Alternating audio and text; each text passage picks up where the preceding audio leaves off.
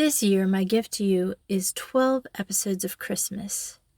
And this is the second episode. And I bring to you the true story of Santa Claus by John Macy. If we should wake on the 6th of December and find our stockings full of candy and toys, we should think that the ruddy old fellow who comes down the chimney had lost his wits and arrived about 3 weeks too soon. But his arrival would seem exactly on time to children in other parts of the world, for the feast of St. Nicholas, in the 6th day of December, how he became the patron saint of the day of the saints of saints and the Christ child is a story. For it is the story of a story, and when we say that it is true, we shall remember that truth lives in the region of dreams. We shall be true to a glorious legend, and to the way that legend has come down to us. Truth here consists in knowing that Santa Claus does come down the chimney and fill our stockings. If we do not believe that truth, we are lost souls, and beauty and poetry, the only real truth, mean nothing. Nicholas was an actual person, though he is the most popular saint in the calendar, not excepting St. Christopher and St. Francis. We know little about the man for whom so many lovely deeds, human and miraculous, have been ascribed. He was Bishop of Myra in Lycia, Asia Minor, and is the first part of the 4th century of the Christian era. Asia Minor is far away from the reindeer and Santa Claus, but the world of faith and fable is small, and ideas travel far if they have centuries of time for their journey round the world, and Asia Minor is the cradle of all Christian ideas. From the day of his birth, Nicholas revealed his piety and grace. He refused on feast days to take the natural nourishment of a child. He was the youngest bishop in the history of the Church. He was persecuted and imprisoned with many other Christians during the reign of the Roman Emperor Diocletian, and was released and honored when Constantine the Great established the Christian Church as the official religion, or at least recognized and encouraged it. Under Constantine in 325, he held the first general council of the Christians at Nicaea, where many important matters were decided. These matters belong to theology and are not in our picture, but Nicholas may have had a vigorous hand in them. One of the arguers, who seemed to Nicholas and to latter Orthodox Church a dangerous heretic, so roused the righteous ire of the saint that Nicholas smote him in the jaw. This is one of the first episodes in militant Christianity.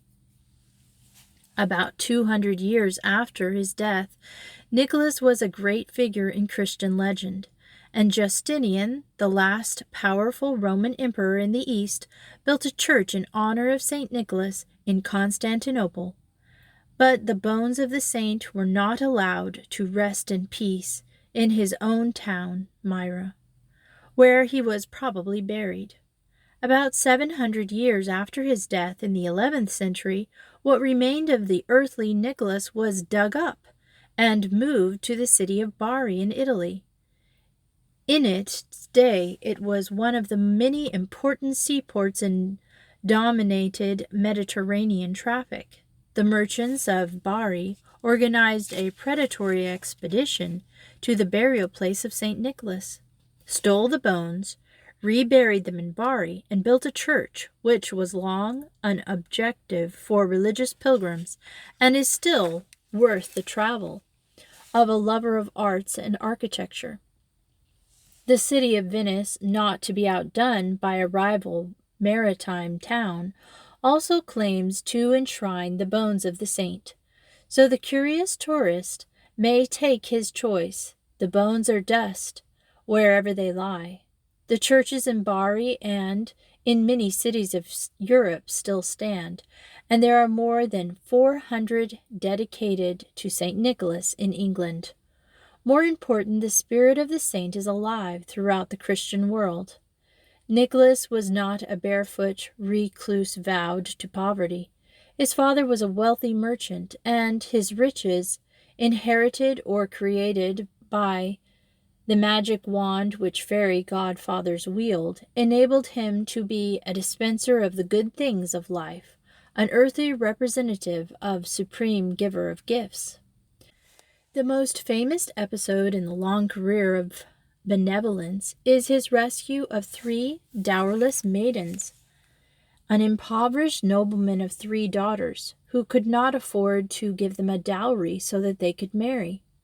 Nicholas heard of this tragic situation at night, threw a purse of gold into the house. This furnished the dowry for the eldest daughter, and she was married. After a little while, says the Golden Legend, which is the great medieval story of the saints, after a little while the holy hermit of God threw in another mass of gold, and then provided a dowry for the second daughter. And after a few days Nicholas doubled the mass of gold and cast it into the house. So the third daughter was endowed.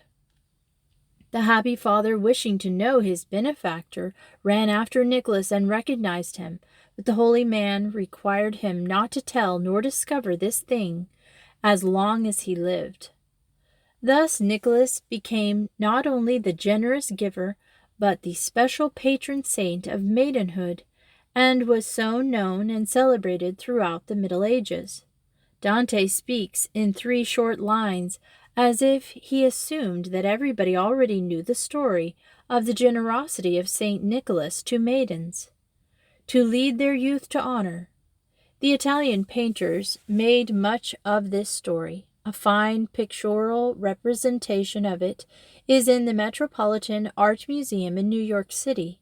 It is one of those dramatic paintings in which the old artist told a really moving tale long before the days of the camera and the moving picture. Inside the house you see the 3 distressed daughters and the still more dejected and ragged father. Outside is Nicholas climbing up at the door in the act of throwing the purse through a little window. The story takes what seems an almost humorous turn. Let us imagine 3 purses or masses of gold. We recognize them in conventional form in the 3 gold balls over the pawnbroker's shop. Thus the holy man of the early Christian church presided symbolically over a business which throughout Europe during the Middle Ages was conducted largely, though not exclusively, by members of the older Jewish church. Pawnbrokers, including all forms of banking and money lending with personal movable property as security. At first glance, it does not seem appropriate that the charitable benevolent saint should become associated with a business, long notorious for usury, which the Mosaic law forbade and which the derivative Christian morality condemned. One of the earliest acts of Christ was the expulsion of a money-lenders from the temple. He overthrew the tables of the money changers and scourged forth others who bought and sold. But it may well be that the bankers and brokers wished to give sanctity and dignity to their business, and so adopted the generous Nicholas as their heavenly protector. Every profession, guild, trade, craft had its favorite saint, and was free to choose from the calendar. Or, more likely, there was not much deliberate choice. These assimilations of legend to fact simply happened. Nobody knows just how. Nicholas was adopted not only by the more or less respectable brokers, but by thieves and pirates. The sinner, as well as the honest man, had his heavenly benefactor, and it is no more strange in the history of mythology that Nicholas should have been invoked by thieves than that the Greek-Roman god Mercury should have been the tutelary deity of robbers and tricksters. Nicholas was the patron of all who went down to the sea in ships.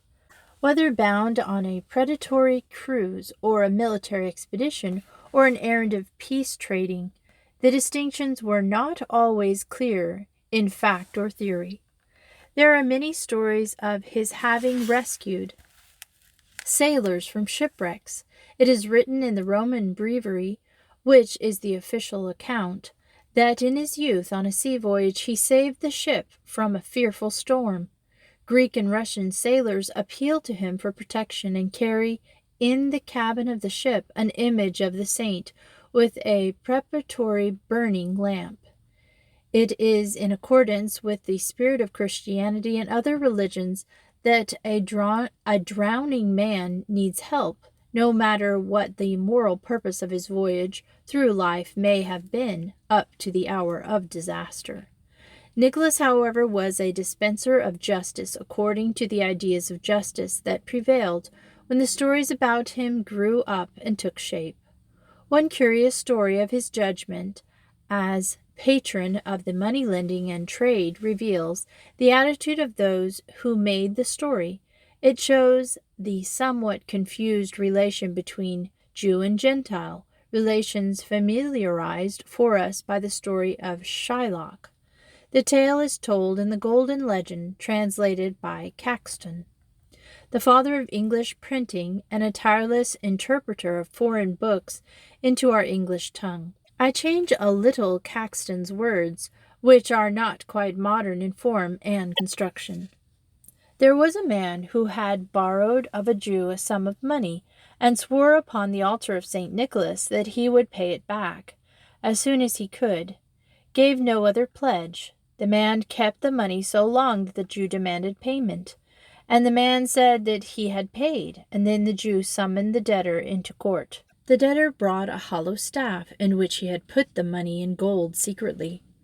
While he was taking an oath, he gave the staff to the Jew to hold. Then he swore that he had given the Jew more than he owed, and asked the Jew to give him back the staff. The Jew, not suspecting the trickery, gave the staff back to the debtor, who took it and went away. Sleep overcame him, and he lay down in the road. A cart ran over him and killed him and broke the staff, so that the gold rolled out. While the Jew heard this, he came and saw the fraud. Many people said to him that he should take the gold. But he refused, saying that if the dead man was brought to life again by the power of St. Nicholas, he would take the money and become a Christian. So the dead man arose, and the Jew was christened a Christian. Thus the ends of their justice were served, and everybody was happy. The most important role of St. Nicholas to us at the present time is his patronage of schoolboys, for this brings him close to us as Santa Claus, the bearer of gifts, and the special saint of childhood. He was himself the boy bishop. A famous story of him is that of his bringing to life 3 boys. On their way home, the tale runs, the boys stopped at a farmhouse. The farmer and his wife murdered them, cut their bodies in pieces, and put them into casks used for pickling meat. St. Nicholas arrived, charged the murderers with their crime, and caused the boys to rise from the casks, fully restored to life. That is one reason, so far as there is any reason in fable, why schoolboys celebrated the feast of St. Nicholas on December 6th. Intimately connected with the feast of St. Nicholas was the custom of electing a boy bishop for a limited number of days, extending just over Christmas. To get something of the spirit of this ceremony and celebration, we have only to think of a modern game played in New York, other American cities in which a boy is elected mayor for a day with a full staff of subordinate juvenile officials. The motive of the modern custom is to teach youth civic virtue, public service, and patriotism. The motive underlying the boy bishop was partly religious, partly childish, love of pranks and parody, and partly a sort of democratic rebellion, tolerated for a short period each year against constituted authority. The boy bishop was dressed in handsome robes like a real bishop, and he and his companions led a mock solemn parade. In some cities actually took possession of the churches. There was much feasting, the way to a boy's being through his stomach, as well as through gaudy garments, and there was on the part of elder participants a good deal of drinking. On the whole, it was a charming and innocent affair. The boys took it seriously enough, especially the supper, which concluded the performance. As early as the first part of the 10th century, Conrad I, King of Germany, described a visit to a monastery when the revels were at their height. He was amused especially by the procession of the children, so grave and sedate, that even when Conrad ordered his followers to throw apples down the aisle, the children did not lose their gravity. But these high jinks, so near to sacred things, met with opposition and censure. Ecclesiastical and civil authorities shut down on the boy bishops and parades and ceremonies in one country after another. Grown people are not always profoundly wise about either the fooling or the intense seriousness of children. The Roman Catholic Church in the middle of the 15th century tried to suppress by edict the boy bishop, and after the custom relating to him. In England, where this childish festival prevailed, not only in cathedral cities but in small towns, the Protestant Reformation applied a depressing hand, and Queen Elizabeth, whose own court was happy and revelries, masques, and interludes, finally abolished the boy bishop. Childhood, however, has its revenge upon the interfering adult. With the aid of the conniving adult who refuses to grow up, Nicholas remained the saint of children. In some countries, his festival was taken over, assimilated to Christmas, partly because St. Nicholas Day is so near to Christmas, and partly because in some parts of the world there arose a sort of Protestant hostility to saints. But custom and amusement prevails, even when religion and history are forgotten or ignored. To cite another example as familiar as Christmas, on the evening of the last day of October, children bob apples, make pumpkin jack-o'-lanterns, and play all kinds of tricks to pester innocent neighbors. They call the occasion Halloween, but few of them or their neighbors know that Hallow means saint, and that the 1st of November is All Saints' Day. So it is with Nicholas. He is honored and accepted with a kind of childish ignorance. An American tourist, brought up as a Protestant, finding himself in an Italian city, would look up in his guidebook an ornate Italian painting of St. Nicholas miraculously answering a prayer for help. And that tourist, unless he had historical imagination, might not realize the connection between the beautiful painting and the angel on his last Christmas tree at home. The letter that he wrote as a boy asking Santa Claus to bring him a new sled. Yet these connections do exist, and they are very important, for they are bonds that hold the world together and help to give its disparate parts of antagonistic faiths a human unification. No other saint and few other men embrace such a wide variety of benevolent ideas as Nicholas. With such duration in time and such extent throughout the Christian world, and he is probably the only serious figure in religious history in any way associated with humor, with the spirit of fun, for he is the patron of giving, and it is fun to give. The end. And this is the end of Day 2. Join me next for Day 3 of the 12 Days of Christmas episodes.